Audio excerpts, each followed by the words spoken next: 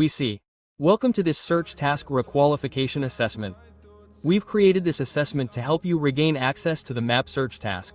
Okay, so, requalification exams come for 3 reasons.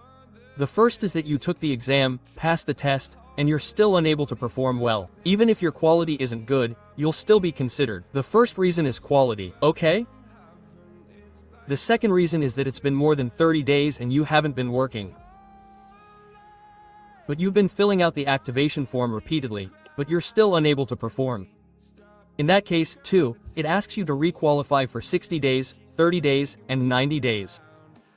It will ask you to requalify during this period so it can check whether you understand all the rules.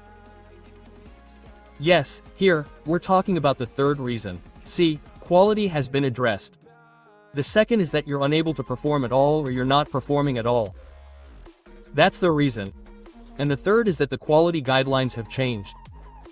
Even if there are changes to the guidelines, they still give you guidelines to study and then re-examine you. Okay, so, they can check whether the user has knowledge according to the guidelines. Okay, so, let's move on to the next one. Here's the learning material. Please read the learning material provided to highlight areas that may be difficult. So, the map search task covers common mistakes users make, and the map task covers rating tips. Okay, so, I've already taught you all this in class and explained it to you. Today, we'll see how to answer it. Okay, so, look, the question will appear here. There will be questions in this segment, and you have to answer them here. Please note, you must get 100% marks in this exam, meaning, all of them must be correct. Only if you get 100% marks will you be considered qualified.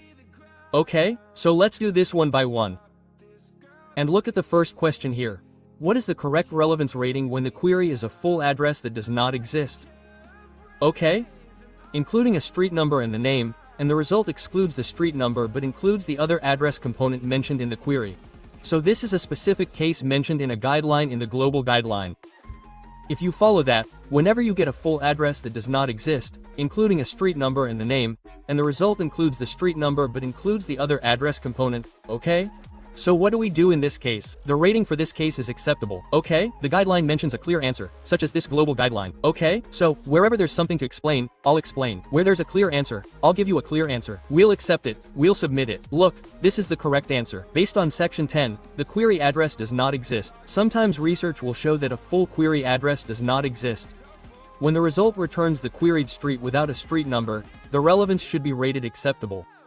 Refer to the Duncan State example in that same section. As I told you, you'll find it in the global guidelines. Let's continue. Let's move on to the next question. Look, we can see the next question here. It says, please read the following result for name accuracy. Now, here, it asks for name accuracy. Okay, so, let's look at the query. The result from Walgreen is the name. I think apostasy is given here from Walgreen. So, whenever we check name accuracy, we don't check the query. We check the result. Okay, so, when we check the result, we know very well about Walgreen that it doesn't contain apostasy. You can also do research. So, there's a spelling error here, but we're still able to recognize the name. So, we'll select partially correct as per the name accuracy guidelines. Okay, apostrophes based on the official website. However, the POI name is still identifiable. Okay, so, this is mentioned in section 6. Consider spelling errors and missing or extra words in minor and minor names. Partially correct names when they contain issues.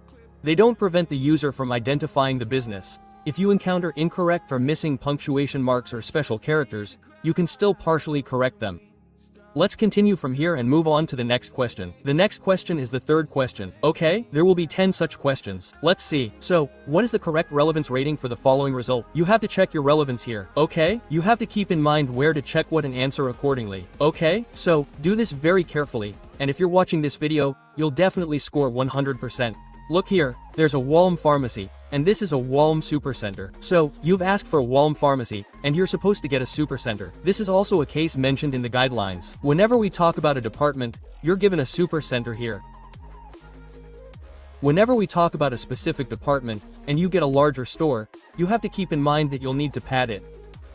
Okay, so, we'll pad it here. The user intent issue will remain here, and whenever we talk about a department, you're given a Supercenter here.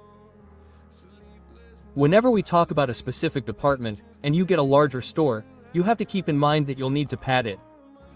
Okay, so we'll pad it here. The user intent issue will remain here, and we'll submit it. This is our correct answer. Let's continue and move on to the next question. Our next question is our fourth question. See, we have to specify between true and false if the query contains words like near me and nearest. The user's location, not the view's location, can be considered as the location intent. So, here they've said that when near me appears in the query, the user's location is important, not the view's location, right? So, if you go to section 2 where they mention express location under the global guidelines, it's mentioned there in full, right? So, in this case, we always ignore the view. They're absolutely right. So, we'll set it to true here and submit.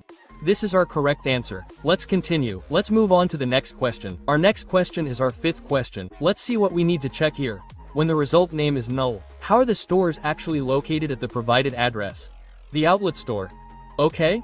The correct name rating is C. There's no connection between relevance and name accuracy. They're separate, so don't judge it by relevance. We'll look at name accuracy. It's not storm. It's not storm. It's placed in front. Okay? So, if you look at I think service, you'll find it in section 6 when there's a service level mismatch, especially in a chain business. So, what do you have to do here? In this case, the rating here will be partially corrected.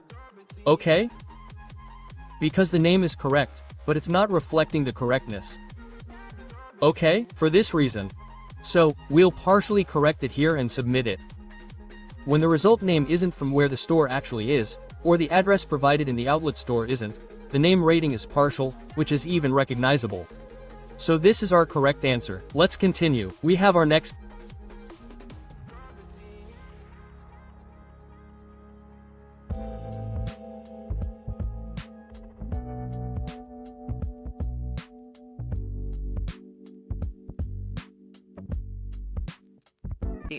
Want to start earning $1,000 a week online but stuck at account signups, failed exams, or verification roadblocks? Real freelancers don't wait. They start earning today.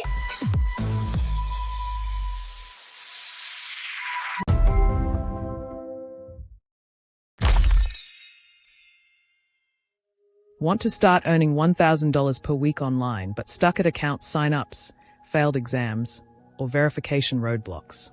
White heavy check mark, we've got you covered. By verified freelance accounts, TELUS, OneForma, Appen, Remo Tasks, Wellicalize, and more.